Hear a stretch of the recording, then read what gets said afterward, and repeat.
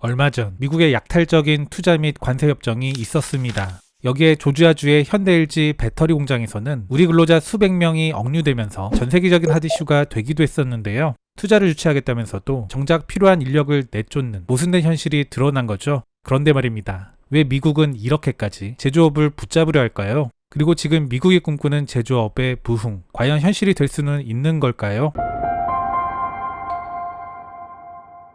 1950년대 미국은 세계 GDP의 약 30%를 차지했습니다. 1979년 제조업 고용은 약 1960만 명으로 정점을 찍으며 전체 고용의 5명 중 1명이 공장에서 일했었습니다. 디트로이트의 빅3 자동차 회사는 세계 자동차의 70% 이상을 만들었고 철강 산업은 세계 생산의 40% 이상을 책임졌습니다. 지금 미국인들의 머릿속에 있는 과거의 낭만은 바로 이런 모습입니다. 기름때 묻은 작업복을 입고 공장의 소음 속에서 역동적인 엔진의 진동을 느끼며 망치를 두드리고 용접을 하는 모습. 공장에서 성실하게 일하면 집을 사고 아이도 좋은 대학에 보낼 수 있다. 즉 미국인에게 제조업은 중산층의 삶 그 자체였던 겁니다.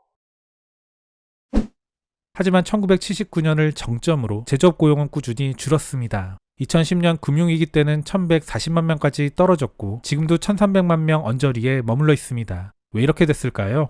세계화와 아웃소싱, 임금이 싼 해외로 생산기지가 이동했습니다. 자동화, 생산은 늘었지만 일자리는 줄었습니다. 금융화, 자본은 제조업보다 금융, 서비스업으로 이동했습니다. 그 결과 디트로이트는 파산했고 공장에서 일하면 중산층으로 살 수 있다는 공식은 깨져버렸습니다. 물론 이것은 미국만의 이야기는 아닙니다. 경제가 발전하면 산업은 농업에서 제조업으로, 다시 제조업에서 서비스업으로 옮겨갑니다. 선진국이면서 동시에 제조업의 세계적 경쟁력을 유지하고 있는 나라는 한국, 일본, 독일 정도입니다. 사실 트럼프의 방식이 과격하고 스트레스를 주는 방식이어서 그렇지 이러한 제조업 부흥을 위한 미국의 노력은 정권을 가리진 않습니다. 바이든은 인센티브를 주는 방식이었고 트럼프는 페널티를 부과하는 방식일 뿐입니다. 그렇다면 왜 미국은 이렇게까지 제조업 부흥을 원할까요? 첫 번째, 정치적 이유입니다. 러스트벨트 유권자, 마가지지층 결집을 위한 것이죠. 미국인들은 일본이 80년대 버블경제 시절을 떠올리는 것처럼 활기찬 제조업 부흥은 곧 중산층 회복이라는 강력한 정치 메시지가 됩니다. 둘째, 경제적 이유입니다. 무역 적자 축소, 일자리 창출, 첨단 산업 경쟁력 확보를 바로 제조업 부흥을 통해 달성하려는 욕구가 있습니다. 미국의 막대한 무역 적자는 결국 미국 돈, 즉 달러의 가치 하락을 유발합니다. 이는 결국 미국 패권의 가장 중요한 축인 기축통화로서의 지위와 가치를 흔들리게 하는 요인입니다. 미국의 무역 적자는 1980년대 미국 제조업이 쇠퇴하면서 시작됩니다. 필요한 물건들을 죄다 수입하게 되면 당연히 무역 적자는 확대되게 됩니다. 셋째, 안보적 이유입니다. 반도체, 배터리 공급망을 중국 의존에서 벗어나려는 전략의 일환이기도 합니다. 즉 제조업 부흥은 단순한 경제 논리가 아니라 정치, 안보, 문화가 얽힌 거대한 상징입니다. 하지만 현실은 녹록지 않습니다. 첫 번째, 노동력 부족과 기술 격차.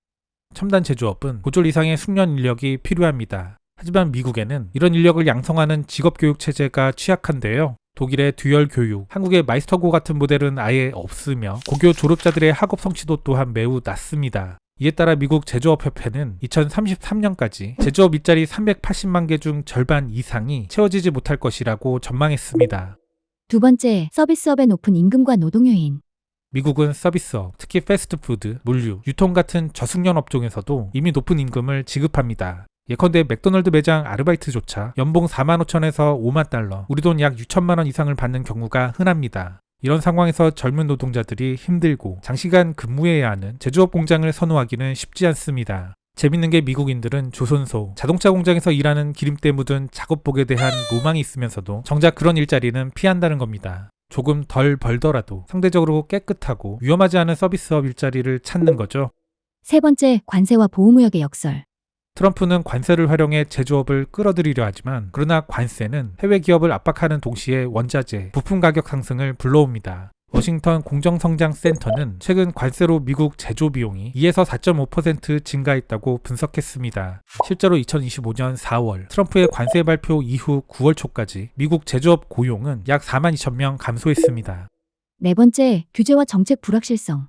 기업들에게 최악의 환경은 바로 불확실성입니다. 얼마 전 있었던 현대 LG 합작 공장에서의 한국인 체포 사건은 공장 가동 일정도 지연시켜버렸죠. 투자가 이뤄진 상태에서 일정이 미뤄진다는 것은 그 자체로 기업에게 엄청난 손실을 가져옵니다. 기업이라는 게 순수 자기 돈으로만 공장을 짓거나 사업을 하는 건 아니기 때문에 늘어난 기간만큼 막대한 규모 비용이 발생하게 되죠. 현대 LG 합작 공장 사건이 더 분노스러운 것은 공장 완공이 98% 수준이어서 생산에 돌입하기 직전 막바지 테스트 작업 중이었다는 겁니다. 돈은 돈대로 다 들어갔는데 수익을 내는 생산이 바로 코앞에서 멈춘 겁니다. 이는 단순히 우리 기업만의 피해가 아니라 해외 투자자들이 불안해하는 신호로 작용했습니다. 트럼프 행정부와 조지아주가 초기와 다르게 이를 수습하려는 모습을 보이는 것도 이러한 역효과 때문입니다.